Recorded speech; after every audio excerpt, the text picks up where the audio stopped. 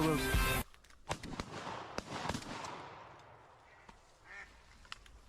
Welcome back to another Cine Outdoors podcast episode. I'm your host, Clayton Barber, and Ethan is not with us today. So, first of all, I just want to thank you guys for listening. I appreciate all the positive feedback and people reaching out about this topic and trying to let us know. Appreciate it more than you know. And if you're new here, this is our podcast. So, thanks for joining. By clicking on this, you probably know this has been a debated topic not only on this podcast but other podcasts and just kind of all the way throughout the waterfowl community.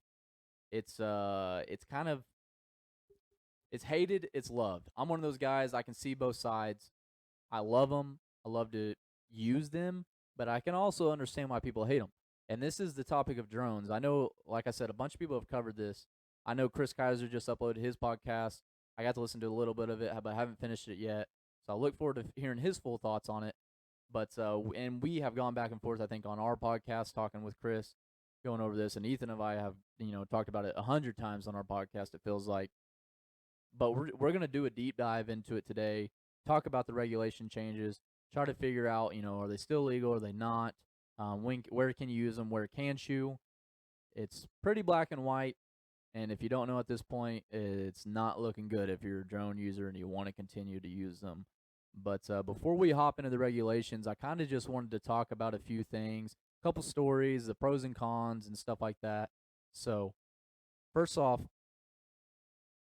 Ethan and I have used drones now pretty hard for the last 2 years. I think he got his 3 years ago. So, I mean, we've been using them pretty regularly.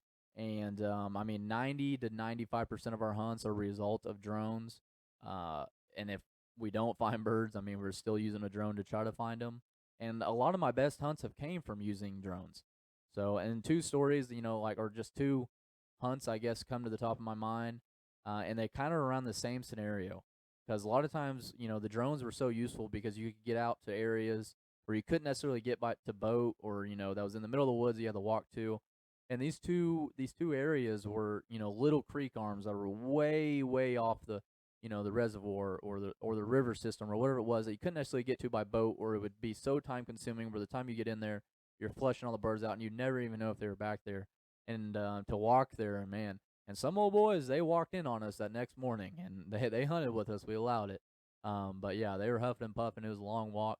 But anyways, I mean, and the drone footage I got from those was unbelievable. But we were able to find these birds in an area where we probably would never have looked, nor where we have taken the time to get to them. And I don't know if those other guys had found them by the same way, but we used our drone, and that's how we found them. And it was two amazing hunts, and we continued to find birds by drones.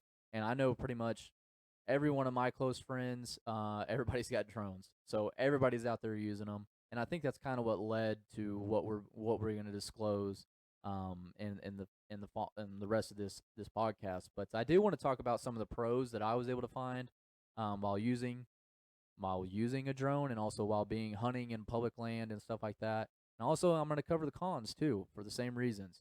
So, obviously, a pro is that they're one of the cleanest ways to scout. There's no doubt about it. You're not running a mud motor through a marsh. You're not, bumping birds left and right. Like I use a drone, like I said, for the past 2 years, and I don't think I've ever, they might swim around the water. They do look up at you sometimes, but I've never flushed birds. And and then with a mud motor, or hell, even my outboard, I've bumped countless amounts of birds without even trying to. And with a mud motor, hell, you can do it from.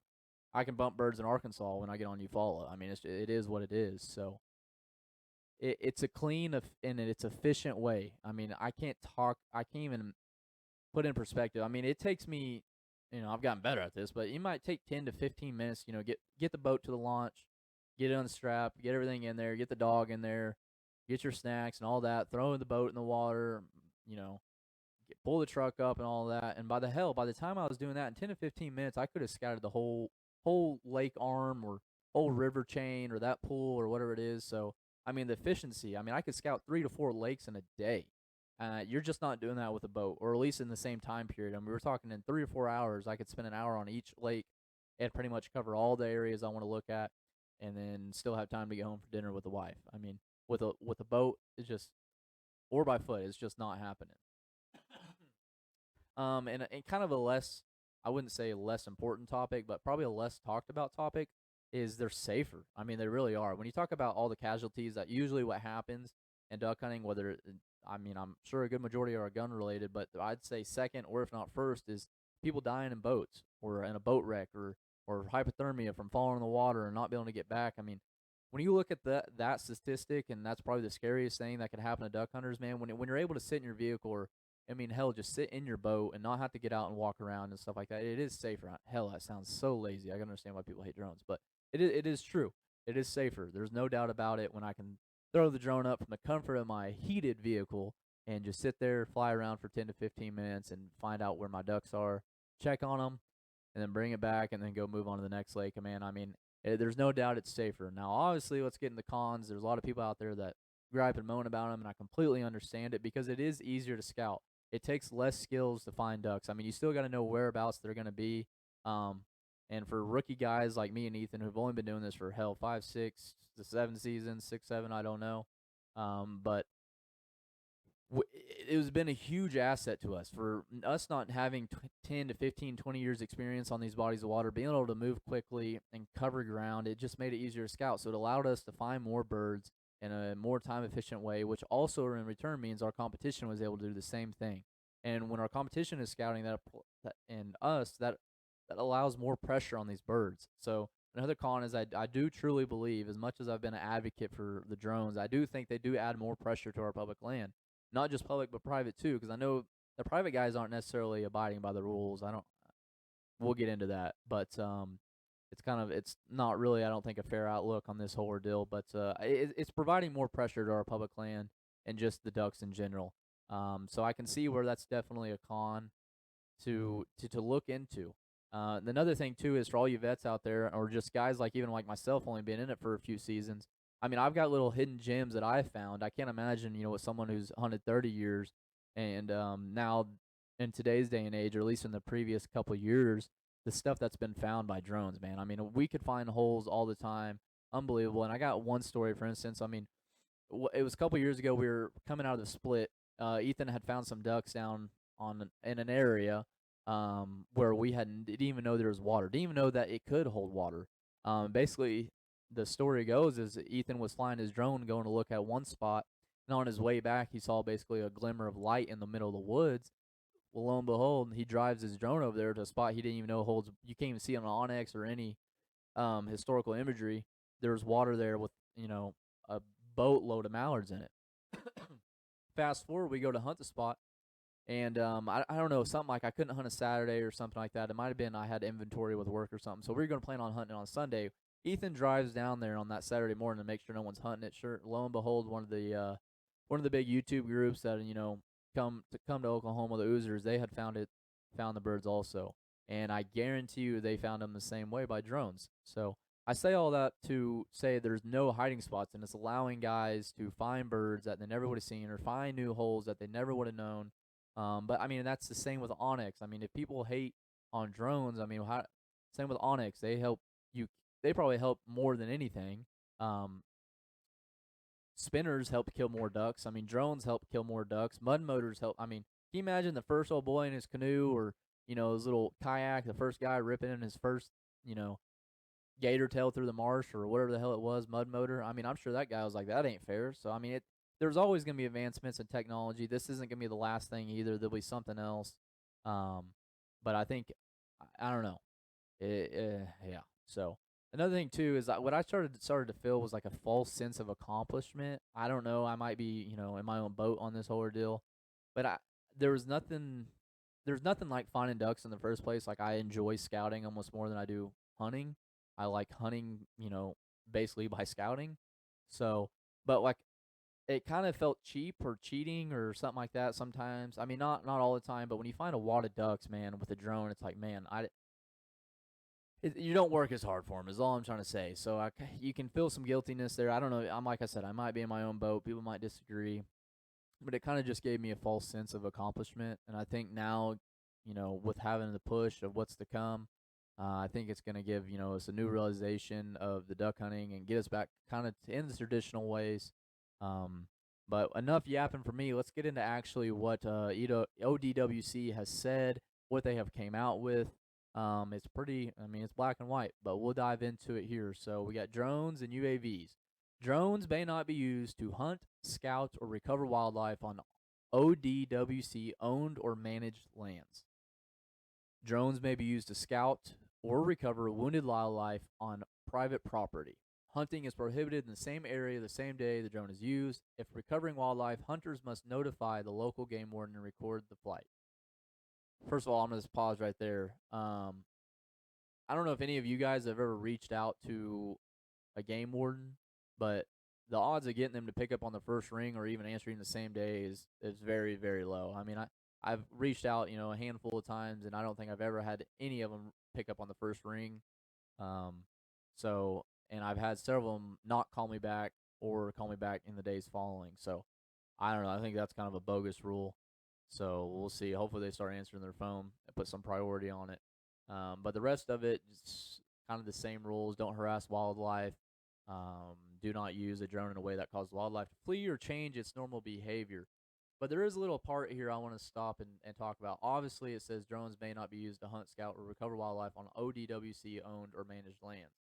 And I know when I first read this, I was like, lands managed by ODWC, so we're good. It's just not hunting WMAs, not hunting, wildlife development units or whatever it may be. We can still scout on, wherever, any other public. Well, that you might be thinking of Corps of Engineers like I was thinking of. Well, if you go look on the website for Corps of Engineers, I took this little script off of what they said. It says hunting on all Corps of Engineers projects is in accordance with the applicable federal and state regulations. So basically, the rules for Corps of Engineers land is the same as the regulations for state and federal. So pretty much from everything I can understand in my Oklahoma education, I get that drones are not legal on any form of public land, no matter whether it's a designated WMA or whatever it is. Can't use them.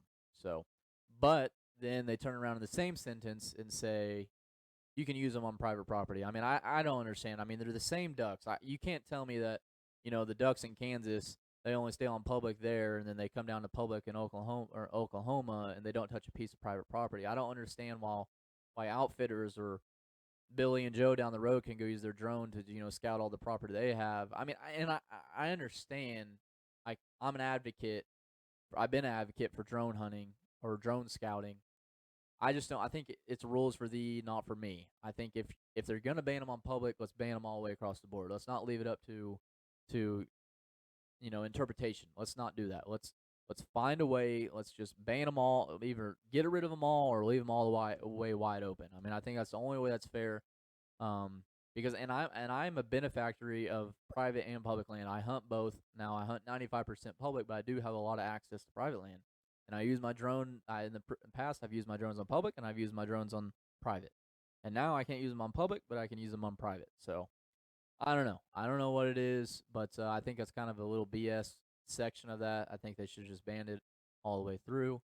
But yeah, so and this isn't kind of like a new thing. I'm sure there's people out there that have ran into this issue. For instance, I ran into a game warden down. Well, I won't say the lake. Down south, I ran into a game warden. I got to talking to him, and we were just kind of shooting the crap. And he brought up. I asked him about drones. I said, "So what's the deal with drones? What are we thinking on drones?" And he was not a fan. He said he was already writing people's tickets, and he was confiscating them and basically taking people's drones from them. And his reasoning, and that's another big thing. These wardens can be left up in the moment to go off reasoning, and if you want to go fight it in court, good luck to you. But I don't think it's a good idea. Anywho, but he was basically saying he was writing people for harassing wildlife. Again, like I just previously stated, I've never made a duck, fly or anything like that with my drone. But he found his interpretation of the law was if you harass wildlife, you can be written a ticket. And if you're using a drone and he suspects you're harassing wildlife, he can write you a ticket and not only write you a fine, but take your drone and basically you got to leave it up to courts to get it back. That's what he told me. So, I mean, leave that up to what you will. So I mean, people are still going to be using them, and I know I'm going to see them out there on public land. I know guys on private are obviously going to still be using them. So I mean, we'll see what transpires. And you guys might be asking, what does this mean? I don't know. I mean, the cat's out of the bag on the horror deal. People know how easy it is to scout with drones. They know that it's more efficient, not as time consuming as just be able to throw up your drone. So I mean, it's still going to happen. I mean, it won't surprise me if in the first week of hunting I see a drone. I mean, it is what it is. It's a hard rule to enforce. I can think of 100 spots right now where I could go out there and throw my drone and no one would even know about it. So I can only imagine that's what people are thinking. People are going to be getting in their boats, going out in the middle of a lake, throwing a drone up, and scouting that way, or finding different routes, or staying off the beaten path. I mean, it's going to happen, but it's hard to enforce. So I think it's the cat's out of the bag. It's still going to happen. Might be careful if you're out there and you're going to go break the law. You might not lower down into someone's spread. You better make sure those are actual ducks and not decoys. Because I've had plenty of drones in shooting distance, and I'm sure with the regulations going on now, I'm sure there's gonna be a few drones that are getting sunk this year. So you might just keep an eye out for that. And I don't want to leave this as in like a negative, a negative connotation, because I think there is a lot of positives that are gonna come out of this whole ordeal. Uh, I think it's gonna get back to the more traditional ways. Uh, there's guys that have been killers in the past, and I have a note here. I mean, guys who kill are still going to kill. Guys who have been able to find ducks before drones are still going to be able to find ducks now. And it's going to be the opposite for even maybe guys like me. I've relied on a drone pretty heavily, and I think a lot of people have. It's going to take, I think, a minute to get back into the process of scouting by boat or scouting by foot, because it is a big difference in time. So all that being said, I think there's a positive there. I think less ducks are going to be found. I think less pressure on public land. I think more birds sticking around. And I'm gonna have. I feel like. I mean, it's probably gonna bite me in the butt. But I'm gonna have more confidence going into my hunt if I find birds in a secluded area, thinking, okay, I think we're gonna be able to get these birds and not have to worry about someone flying their drone over them at when I didn't even know they were there. Didn't know they were flying a drone. Um, so and it's gonna help. It's gonna help residents. I really do believe it's gonna help residents. The guys that are coming in from Texas or Kentucky or Georgia or Louisiana or wherever, you name it. I mean, you can't learn the land as quickly. I mean, you can literally cover an entire lake with a drone in 15 minutes to an hour, depending on the size of the lake. I mean, it's nuts. So those guys coming in, man, they have to start from scratch. I mean, I'm sure there's still gonna be guys using drones from out of state, just like there'll be residents doing it. But we have the advantage again, almost. I feel like there for a while, there was no advantage from being an out of stater from being an in stater. I mean, like now, being in Oklahoma, I know what's going on with lake levels. I'm monitoring those, but when it comes down to it, to November 14th or whenever season starts, it doesn't matter. I mean, the guys that were coming out of state that could use a drone, they could cover as much ground as I could. Whereas now, in certain scenarios, when we get this weather event, I know where to go look, or when we have this amount of rain and total rainfall in the year, I know where to go look. You know, Guys from out of state don't have that same ability or the same capability, just as I wouldn't have that going into their state. I mean, I'd be solely relying on what I can find online, or news, or word of mouth, or if legal, drones. So I don't know. I think there will be some positive things that come from this. I think for the overall look, as sour as it is for me to say that drones are no longer going to be allowed in Oklahoma. I hate to hear it for my personal preferences and selfish reasons, but I think in the long term of ducks in Oklahoma and the duck hunting capabilities and the bird numbers, I think it probably, the good outweighs the bad, as far as against or for the ban. Um, but I mean, we'll see. It's going to be a year of adapting. Every year is. There'll be some new technology that comes out. I mean, people were mad, like I said, about mud motors when they first came out, or spinning wing decoys, or whatever it is. I mean, you hear people talk about when those got influence and into the market or the industry or whatever it is, how people disliked them. And it's the same with drones. And down the road, it might be next year, it might be this year, it might be 10 years from now. There'll be some new technology that everybody hates. So um, but just some other things. I mean, some people are worried about, as we made a podcast last fall discussing about, I knew this was coming. We knew it was coming. But there was proposals for this year and about the drones. One of the ones that didn't stick was they were trying to push a law basically to where you could not possess a drone on any ODWC managed lands. That's WMA's, Corps of Engineers. And for someone like myself, Ethan and I, we film a lot. I mean, a lot of it doesn't get posted. A lot of it's for just, personal consumption. But we film with drones, and we'd film ourselves running to the hole or just decoys or stuff like that. Or, I mean, we did a whole bunch of stuff. And now, if those rules would have passed, we would have been able to get fined if we had a drone. So that limits, for better or for worse, all the YouTubers from using them. Just anybody, all the photographers that use them. I mean, I can't remember the guy's name, but there's a guy on Instagram who posts drone photography all the time with ducks. He wouldn't be allowed to do that. So I'm glad that did not pass, because I think that's pretty stupid, and I don't know how the laws and rules work as far as if you have it in your vehicle. I don't know. I don't know what they were. I think that's the reason it didn't pass. It could pass in the future if this continues to be a problem in their eyes. But another thing, too, is when I was talking to that game warden, the game warden story I gave you, it was also about oozers. No, not oozers. We'll get to that. Sleeping in the hole. They were trying to pass a law about sleeping in the hole, and or at least that game warden was wanting to do it, and I don't know how the hell they were planning on doing that. But, yeah, I mean, he was wanting to go to 4 a.m. boat races, basically, and I was like, man, I don't know how you could do that. I don't know how you can care about somebody sleeping in their boat in the middle of a lake on public land. I could give two shits. It sucks when you roll in the morning, there's a boat already there, but, I mean, if they stayed there in 30-degree or 20-degree weather all night in their boat, they can have them damn ducks. Just as, I'd hope someone would respect me if I did the same thing. So, yeah, I mean, I don't know. Hopefully I hope this doesn't turn to Arkansas on boat races. It might. I don't know how they would enforce that on all public land, but I'm sure per WMAs they could probably do that. But yeah, and I also didn't notice really any stricter user laws. Not much really changed there. So for all you out-of-staters listening to that, from what I can tell right now, it's still the same rules that were in place last year about checking in and stuff like that. I didn't even look at the license to see if they had went up, but pretty much I think it's still open any time of year, any time of season. So all that's the same. But yeah, I mean, we'll see what happens. We'll see what happens in the future. I mean, I don't know if drones will still be a factor. I don't know what this means for the future of our sport. I don't know. I don't know what the outlook is. I guess we'll have a better, come the end of January, we'll be able to tell you whether we saw drones, what if we saw anything on, Facebook or Oklahoma Game Wardens, writing tickets or stuff like that. I don't know. I encourage you guys to do your own research. Make sure you're validating my points. And if you disagree with any of this, or you say, hey, you think this is legal, tell me why. Reach out to me. Or if you're, an advocate for the ban of drones, let me know why.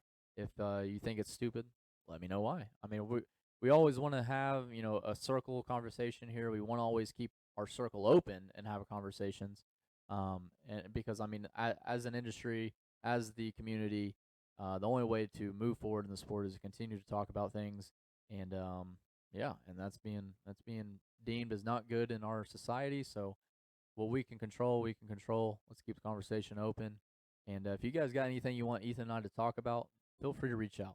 Well, I don't care what it is. If you think you're worthy to be on our big podcast, just kidding. Everybody's worthy to be on our podcast. But reach out to us. If you got something interesting to talk about, got a good story, man, we love to hear from you. If you're up in the flyway, up north or wherever, if you're out of state, we'd love to talk to you. And, yeah, so hopefully you guys enjoyed this podcast, man. Get ready to, if anybody's in the drone business, get ready to buy some up on Facebook Marketplace. I have a feeling there's going to be a lot out there for sale for cheap. So, and if you own a drone, might get rid of it sooner rather than later before everybody does. So, but we appreciate you listening to this. I'll say it for Ethan. Duck season is soul season. And we'll see you on the next episode. Appreciate y'all tuning in. Peace.